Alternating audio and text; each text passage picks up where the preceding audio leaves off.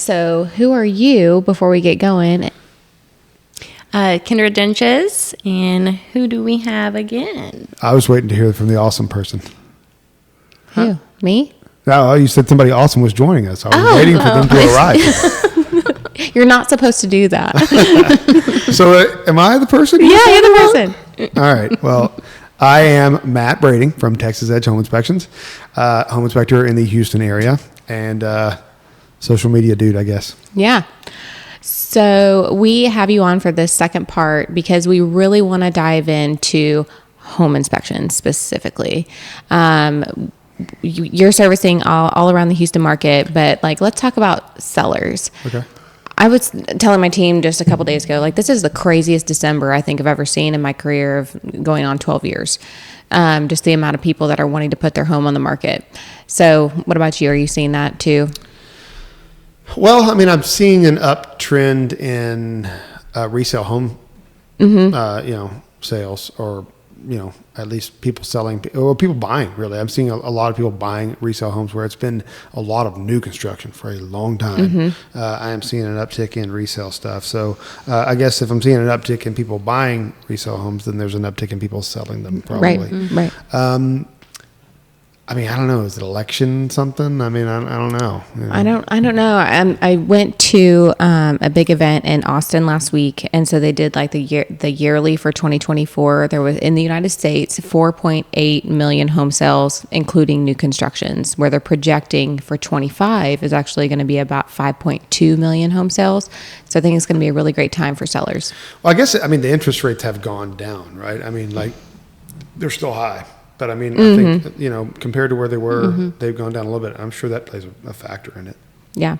And I think people are just kind of ready to make that move if they've been sitting on it for an extended period of time. Well, there might be some people that are coming to terms with the fact that it's probably not going to get any better for a really long time. Right. And substantially. And so they're like, hey, I mean, I'm tired of being here. I'm tired of waiting for something that's not going to happen. There was all those memes we were seeing about millennials or whatever generation they were saying, waiting for interest rates to drop, and they would be like a skeleton or something like that. Right. Things aren't going to get substantially better for quite some time. I mean, I think we have some stuff happening, but everything comes at a price. But I think that there could be some people that are frustrated that just say, hey, we got to do it. Yeah, for sure. So you as a home inspector, when you're going in and you're doing the job, is there anything can you give 5 things that you're I wish homeowners, whenever they're prepping for their home inspection, when the buyer to come in that may have hired you, what are some things that you'd want them to, think about and consider and prep for? Okay. So I put something out recently about 3 of the number 1 things that are most often ignored in terms of maintenance. And one is roof maintenance. And so we have most of our roofs out here are composition asphalt shingles. There's 2 popular types, which is, one's a 3-tab roof. It's called, basically, it says it's 20-year rated shingle. They're garbage, really. And they're put on a lot of new construction houses on some low-end homes. They're not that great. Most re-roof guys won't even use them. And then we got architectural shingles, which are they've got a 30-year rating, right? Neither one of these are going to last 20 or 30 years. Okay, I mean the architectural shingle, you're probably not even going to get 20 years out of it. It's supposed to be 30, right? One's got a higher wind rating than the other one. So one's definitely better than the other. And I don't think the cost difference is very substantial. But my point is, people don't maintain their roof. And so I think they think when they get a roof put on, or if it's a new construction house, I'm good. I got a 30-year shingle. I'm good. Well, first of all, we're not going to get 30 years out of them. We're going to get, 18 to 20 years out of a maintained architectural shingle. And that's somebody coming out there on a regular basis to fix any cracked, broken shingles, reseal any flashings, reseal any nail heads, and just make sure some preventative maintenance. So preventative maintenance isn't very expensive on a roof, but I think when people get scared, it's foundation work is known to be very expensive. So replacing a roof is very expensive. So I think when people think about having somebody out, they might get scared. but there's a ton of roofers out there. There's a ton of them that'll do some maintenance on your roof. And even some of them that once they do that maintenance, there might even be a warranty that comes with that too. And we're talking in the hundreds of dollars range, not thousands. How often would you recommend that maintenance? Truthfully, I mean, I don't do it that often, but I mean, like, it depends on what your budget allows for, because some people recommend yearly, but I think that that's too much. I don't think it's quite necessary. And I think it depends. I think as your roof gets older, you should do it more. I think like if a roof is new, I think you got like, I wouldn't even touch it for 4 years. Okay. And then after that, maybe, once it's about 10 years old, maybe looking every 2 years. If you feel more comfortable, I mean, every year. We're not going to be spending very much money for them to come out there yearly to take a look at it. But I think like every other year after about 10 years might be a good idea. Awesome. Yeah, and I mean, like, this past spring was bananas when it came to like storm season. Yeah. So I mean, like, I think sometimes people take advantage, like not insurance companies, but roofing companies can take advantage of like, oh, it stormed, you need a whole new roof. Like, definitely a good time, like after a storm season, to get it checked. Well, I mean, I saw so many right after the storm. People had very damaged roofs and even holes in the roof, and they didn't even know about it. Yeah, they didn't have any idea. Right. And so there's that.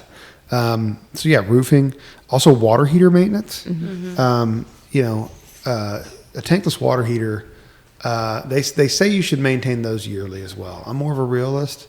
It really depends on the hardness of your water. Is this the awesome person? Is this No. Somebody arrived. Sorry. Yeah, it's Kendra's husband. We'll have to edit this out. No, we're not going to edit. We're going to call him out for everyone to say something. I don't. Hi, everybody's part of it. You want to hop in, Justin? I like for things like that to happen. So I could have just ignored that, but I didn't do it. I love it. I really thought it was Michelle. I really thought it was too. I thought it was Michelle too, and I don't even know who Michelle is. Water heater maintenance. Water heater maintenance is if you got a tankless, people say yearly, they got to be descaled. Okay, like a coffee maker. I do not suggest most homeowners take on that project of descaling. Maintaining a tank water heater is a little bit easier than a tankless. I think you should hire somebody. It's a couple $100. I think every 2 years, but it really depends on the hardness of your water. If you got a water softener, about every 2 years. If you don't have very hard water, about every 2 years, probably good. Or actually, if you have a water softener, maybe about every 3 years, honestly. But yeah, buy yearly. Or yearly if you can afford it, for your tankless water heater is probably a good maintenance schedule. But a tank water heater, we need to be draining those things and flushing them every year. And it's not hard. And then also there's an anode rod in there. It's a sacrificial rod, right? This keeps the tank from deteriorating. It basically takes on all the deterioration. And those need to be changed every couple years. They're not expensive. They're not hard to do. And if you wait too long, like I did, it can get corroded on, and then it can become difficult. So don't do that. But yeah, every couple of years, pull that out, change it, drain it every year, and like this is going to last. We have an expected life on water heaters about 15 years, but I've seen them last way longer than that. And so they can last, a really long time, just with regular, checks and inspections and draining it and maintaining it. So that's water heaters, another big one for me. And really, air filters. Okay, I go on about this a lot, but people really need to change their air filters more regularly. We have a lot of media filters at the furnace these days. Media filters, we're seeing a lot of those at the furnace these days, the big 4-inch filters. And those need to be changed every 3 to 6 months. Then we have, the little 1-inch filters at the return grills that are either in the wall or in the ceiling. Those, every 30 to 60 days. As a home inspector, I recommend going with a low MERV rating, a low filter, not a very high filtration, because that filter is keeping things out of your system, but it's not really doing a whole lot. It is helping the air quality, okay? It is. If you can keep all this junk from getting into your furnace, you're going to help your air quality. So it is good. And if you go too long, you're definitely affecting your air quality. So it does have an impact, but that's not its goal. Its goal is to keep junk out of your system. And so out of your HVAC system. And so, don't get the ones that are these really thick, super restrictive filters, because that will restrict airflow to your system and result in negative performance, okay, or poor performance. And so if you're looking for air purification, get an air purifier. Those have a very high dense filter in them that will filter out very small particulates. If you're looking for air quality, that's what you do. But you change the air filters to maintain your HVAC system. Because those 3 things, right? I think did you ask for 5 or 10? We can do 3. Well, let's do 3. Yeah, 'cause I'm super long-winded. So yeah. So I am curious though. Like whenever someone is prepping, like for the home inspector to come, like do you like it whenever the sellers are on site when you're there, or you don't care? I prefer no one to be there for a majority of the inspection. It's just distracting. Mm-hmm. And I mean, it can possibly look a little bit chaotic. I mean, I've had people get irritated because it's an invasion of privacy. I mean, it just is by nature. If I'm going through your house and you're living in it, and look, I've done it many, many times, so it's okay. I can do it either way, but it's just, there's no real way to not be in my way. And some people are like, well, hey, this person is sleeping in this room, and so, please, can you do this room last? And it's like, I mean, I got a process that I follow. Mm-hmm. So like when I take and do something out of my process and out of the order that I normally do it, that's how things get missed. And that's how things don't get done to the level that I want to do them. Mm-hmm. And it may seem trivial and it may not matter whenever at the end of things, but I don't know that when I go into things. And so it sends me into a tailspin mentally, because I kind of have an issue with that. So if I walk into a house and somebody is putting these restrictions like, well, the dogs are in this room, so let's do this room last, and then we'll move them to this room. And it's like, I'm in and out of every room of the house multiple times throughout an inspection. So that process, that doesn't really work for me to really do the job I need to do. And so, yeah, I prefer an empty house. If I can get it. And that's for all parties involved, I mean, you don't want, even as a seller, if the inspector's not able to do a thorough job and misses something because of that, and I know I'm stretching here, but if that's the case, who's that going to fall on? It's going to fall on the inspector, but I mean, what about like, you want them to be able to find things so they can be addressed so that even it doesn't come back to you as a seller, right? Like you don't want to be involved in somebody saying, well, did you know about this problem in this room? You don't want to have that call, even if it falls back on the inspector because they didn't check it or something like that. You don't want to get that call as a seller either. We don't want it as an inspector, but you don't want it as a seller. All right. As we wrap up this seller section, I want to ask you, what is the craziest, wildest experience you've had with a home seller in your career? Okay. All right. I'm going to try to keep this brief. You're not going to say their name. I'm not. I don't know their name. You ain't going to do it. But I showed up to do an inspection one time. I rang the doorbell thinking that it was going to be an empty house, but it wasn't an empty house. The people were very much living there. And it was a very, very large house with a pool and like multiple HVACs. It was going to be a hard inspection. Ring the doorbell and the guy answers with his shirt off. And I was like, oh boy. And he was like, yeah, come on in. And he was cooking spaghetti. It was like noon, by the way, or like it was not dinner time. He was cooking spaghetti. People can't eat spaghetti for lunch. Well, I mean, I guess, but I mean, Shirtless? like I don't know. It was like cooking spaghetti shirtless. It was weird. Anyway, it was an odd time for spaghetti to be good.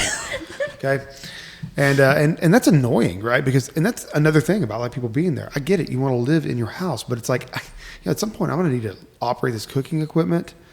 And I don't want to coordinate that around your cooking schedule or whatever it is that you're doing. Like, so anyway, but yeah, he was cooking when I got there, shirtless, and so then I just kind of started doing my thing, and he just kind of started following me around, and this was brutal, right? And so then I kind of let the real estate agent and the buyer know, like, hey, just so you know, the buyer's here, or the seller's here. The buyer got really upset because like he wanted to like have that time to just like go check out the house and not have somebody there like awkwardly.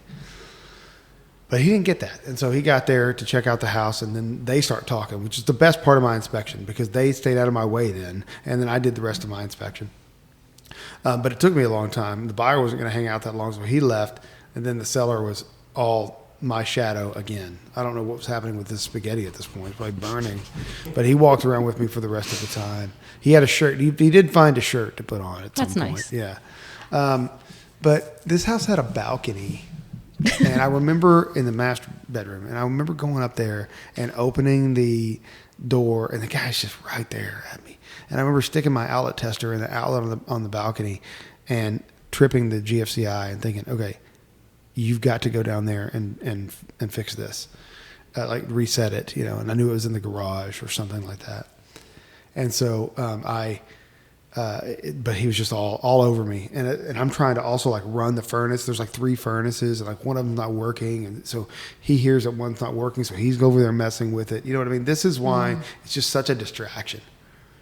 Well, fast forward to like a week later, I guess some GFCI didn't get reset, and there was a refrigerator plugged into it, and so a lot of stuff like spoiled inside of it. Well, I mean, who knows how much stuff, right? I mean, whatever the guy was telling. So he got mad about that, but he started to proceed and complain about what I was doing because he said, this guy was going through the house, opening up every window, opening up every door. That's like the job. And that's the reason why you're not supposed to be there because it is annoying. I get it. He had all the lights on in the house. Like, yeah, that's the job. I'm supposed to run water at every fixture. You know what else I'm supposed to do? I'm supposed to trip every GFCI outlet. But the thing is like, I would have gone straight. The process can look like a chaotic mess. Like I'm running around with the chicken with my head cut off. Because sometimes, and it sucks, but sometimes I'm upstairs and I trip a GFCI and I've got to run downstairs and fix it. And I got to do it then, so don't forget to do it. But when somebody's just right there with you, your process It gets throws you thrown. off your process. Yeah. And so anyway. I'm just envisioning like this. I'm sorry, this like morbidly. I know what you're going to say. He wasn't. He was actually a very fit guy. Okay, I'm like envisioning this morbidly obese man eating spaghetti with no shirt. I and actually he's never super saw him on eat that. spaghetti. He's super mad because you tripped the GFCI that had all of his meal ready spaghettis he was working on that whole time.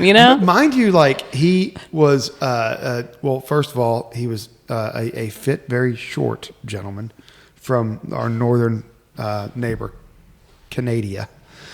Anyway, and he was seemingly very nice the whole time I was there. So I never thought there would be any friction. Of course, I spoiled stuff in his refrigerator. I mean, so he's going to be mad. But I had no idea that he was actually mad at what I was doing while I was there. He complained about that way later. So, but no, yeah. And he never actually ate the spaghetti while I was there. He just made it. No, he was meal prepping. Yeah, that I you guess spoiled. so, yeah. Probably what it was. Messed it all up for him. Now he probably is obese because his old meal prep. You ruined his life. Yeah, he had to get a Whataburger after that. Oh, that's great. All right, so you want to dive into home buyers? Yeah, buyers is fun. Let's Cool. do it. Buyers is fun. Buyers is who I really enjoy to work for. So, yeah. All right, so what are 3 things that you could tell them as they prep to get their home inspected by you? It's hard because it depends on the type of home. If it's an old home and the type of buyer. But I guess like every house has problems. Every single house. I've never seen a house that didn't have at least something that needed some area of improvement. Even if it was new, there's going to be some things that need to be fixed. Everything can be fixed. There's almost nothing that can't be fixed. I think that it's important to mention that, like, I as an inspector, and I guess maybe knowing real estate agents or maybe working closely with them, I understand and respect the emotional investment that these people have whenever they have called me. And I'm coming in at the peak of that. Okay. They found the house they want. They fell in love with it. They put an offer in on it. It got accepted. They are excited at this point. And all they want me to do is to go in there and to tell them everything's okay. And that is not going to happen. Okay. It's not going to happen. And so they need to be prepared for that. But that's the reason why we handle transactions the way we do. Okay. It's not that everything has to be perfect when you move in.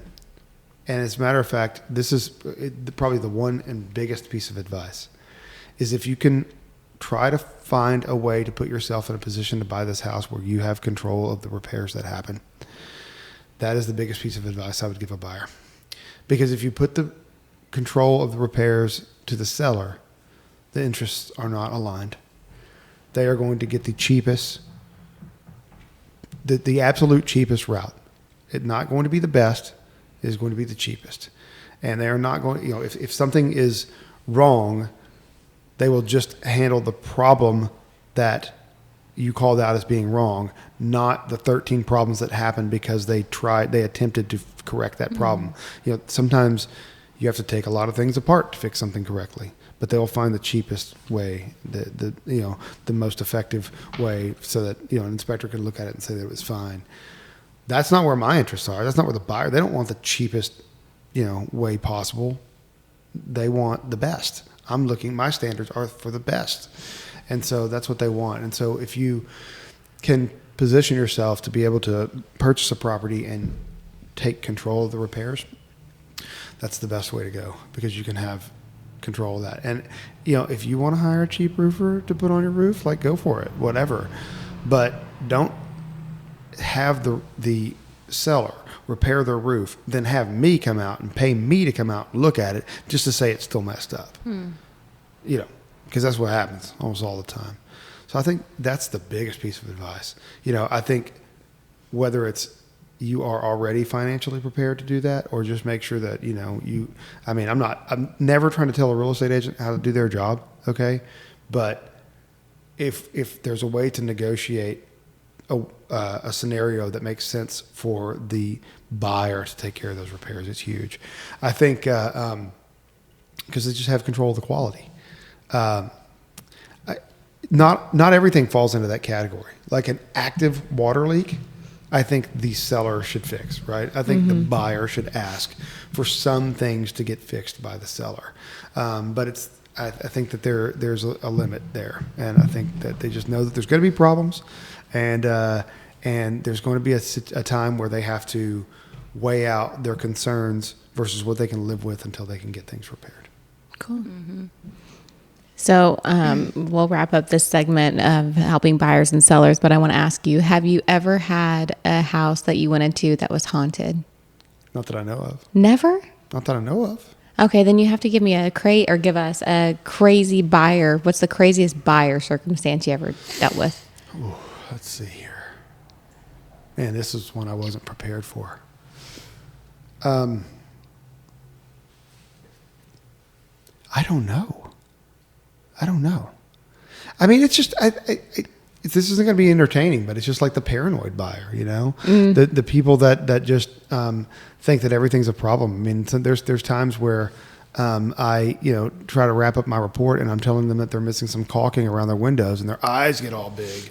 And they're like, "Oh my God, what are we going to do?" But it's like, but then there's like major problem, but your furnace doesn't work or something like that, and I don't know. They get. It's really why I think those emojis in your report are going to help. Yeah. I don't know. I mean, buyers are easy to work with. I can't say that I haven't had some of the paranoid buyers. I have learned to avoid some because I don't have to take every job. Right. There's sometimes that maybe I'm just not your inspector, and so. Can you usually tell just like the first conversation? Yeah, pretty quick. Yeah. Pretty quick. I'll say this. You can refer him to the he that shall not be named. Yeah, no kidding. He that shall not be named is in a state does not get named either. A different one. But I have had people that, they call and you can tell that they're just going to be way too amped up. Okay. All right. Here we go. I found it. Does it count if it's a 1-year warranty inspection? Because I mean, that's it's a homeowner, but this is a new construction house, right? It's going to count. We're going to count it. So I walked into this guy's house one time, and he had asked me to come inspect his house and his neighbor's house, And he asked me for a discount, which I promptly said, no, not happening. But I will do them both. And so I did. And I showed up. His house was first and his neighbor's house was second. Showed up, rang his doorbell. He was not prepared. Forgot I was coming. Yeah. He said, I got 3 attic accesses. They're all blocked. Like, I got, people He's making spaghetti? Yeah. Everything but that. Like, people sleeping in rooms, like dogs, everything, the whole thing. Like, it was everything I didn't want out of the inspection. I walked in the house. It was cluttered. It was crazy. He goes, man, give me a little while. Actually, let me call my neighbor and see if you can do their house first. Because he kind of arranged it. Said, let me see if you can do their house first, and then you can come do mine later. I said, okay, yeah, sounds good. So I waited 10 minutes in the truck, and he said, hey, you got the green light. You can go over there. Okay, cool. They weren't home. And so he got me in there. I did their inspection. Really easy. Got done in a couple hours. Told the guy, I said, hey, I'm going to go grab a bite to eat right up the road. Come right back and do your house. Came back. He said the attic was clear. I said, okay, cool. I walk in. Stuff is still everywhere. People are still sleeping in rooms. There's still a dog in this room. Like, you can't go through. It was a mess. And I was feeling that, like, okay, man, this guy's putting a lot of limitations on me, right? And so then we start talking about, I proceeded to tell him, the limitations that you have put on what I can and can't do and when I can do it are going to have an effect on your report. And he was like, really? And I was like, yeah, definitely. I mean, there's a lot of this house that I can't access. Forget all of the boxes and furniture and everything stacked up against the walls to that I can't access. Like, I can't see most of your house, but you're telling me there are rooms I can't get in at certain times. This is going to play a factor. So then he started to ask me, like, what it was I was going to do. So I started to tell him. And he then started to tell me, well, I really kind of thought it was going to be something different. Like, I have all of these scratches on my cabinets. I was wondering if, you were going to look at these scratches on my cabinets and make sure that, to notate all of that. And I go, no, man, like, that's not what it's about. It's just not a cosmetic, inspection. And so, We dead? My phone died. That charger's wherever you put it, and we can plug it right there, maybe. Mm-mm. You want me to just pan the phone over when it's time to do our out? It's fine. And that's the only thing I got. Hold on. We got to have something we can do here. It's just an iPhone charger. Do you have another USB port on your computer? Mm-hmm. Will it reach from there? Oh, good call. I'm a problem solver.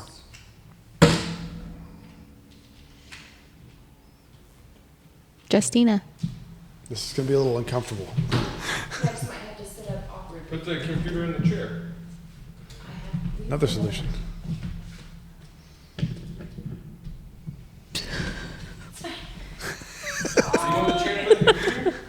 Now we just let it get a little bit of juice. I'm going to go back to looking at myself. We really have it together. I charge for IT help, by the way. You just want for IT help? Got it. Send you my bill. Do you know when it went dead? No. Well, you're good. Your whole time's been recording. You're good. It's just over here. I don't want it to just be on me all the time, though. Gotta get...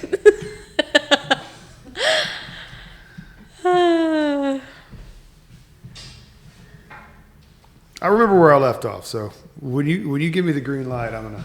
Okay. What is happening?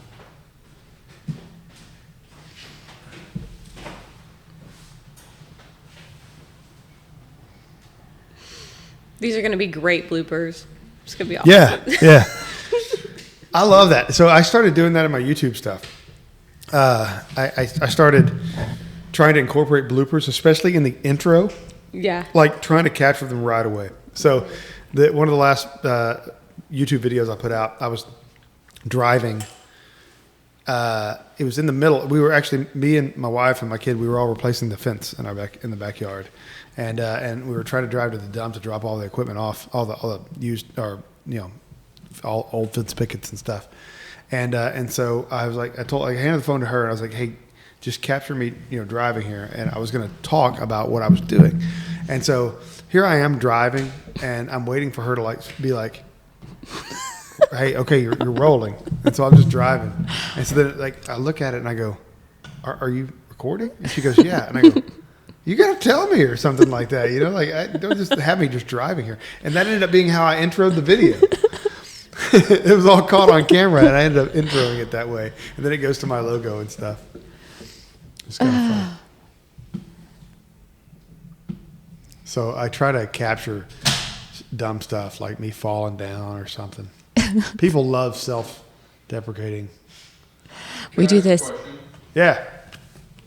Where did your tagline come from? Huh. You got to wait for the episode. Okay. It just came from my brain, man. I just said it one day, and then it didn't work at first. And then over time, after things kind of started to take off, I used it again, but perfected it a little bit. Did you initially start recording your inspections, or did that happen later? Later. Not much later, though. I was pretty new. I was only about a year in whenever I started doing videos. Again, we're going to have that in the episode. Perfect. Yeah. Like and subscribe. Finally. Finally got something. Hey, we'll have interested people watching us. Hooray. I'll watch it.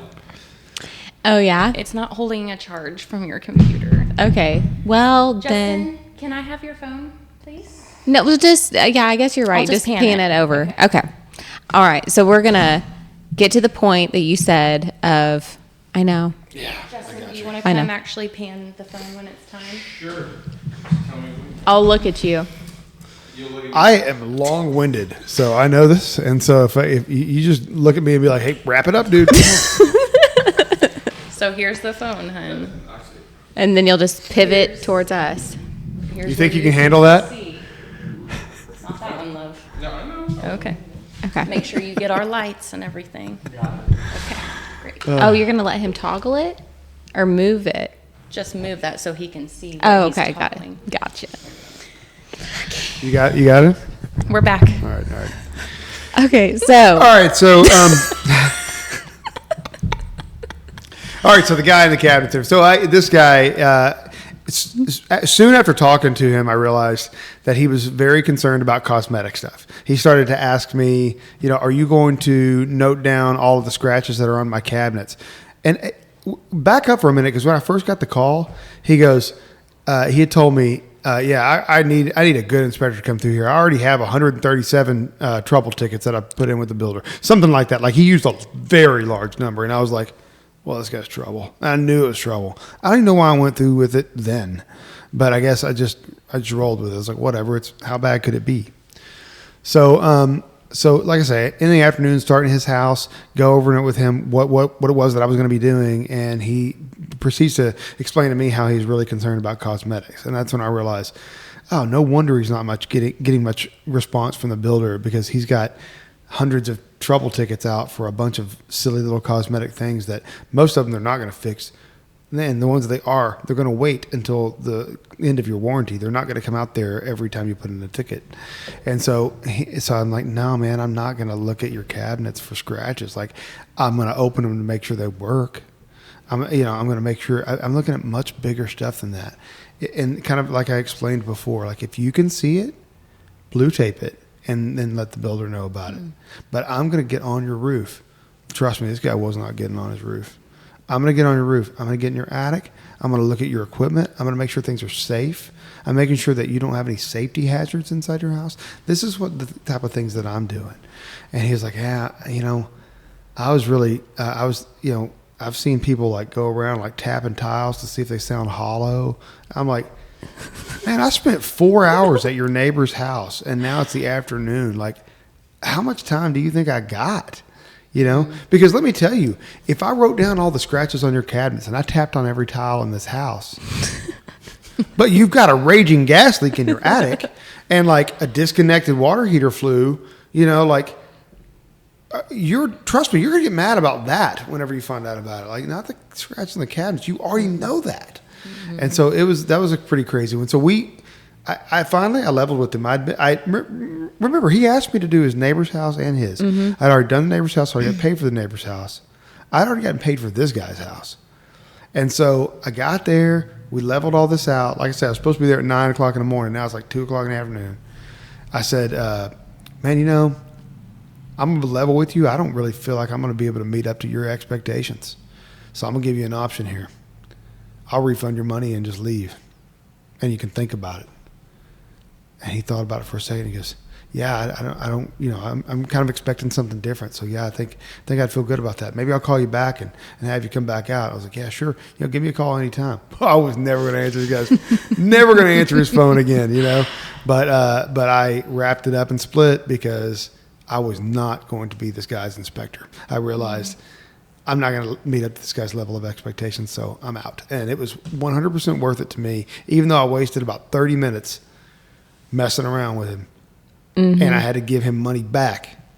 It was 100% worth it to me to walk away from that inspection because he was never going to be happy. Yeah. And I think that's the important part of being a business owner is knowing when to walk away. Yeah.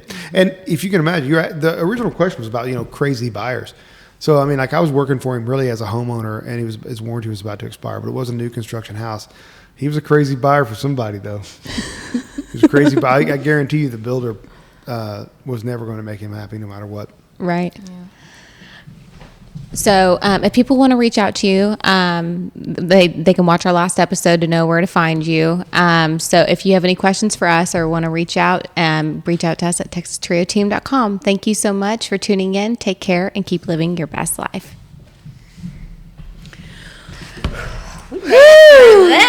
I didn't get to do the thing. Here, go back. Pan back. Pan back. Do I just do it? Yeah, that's good.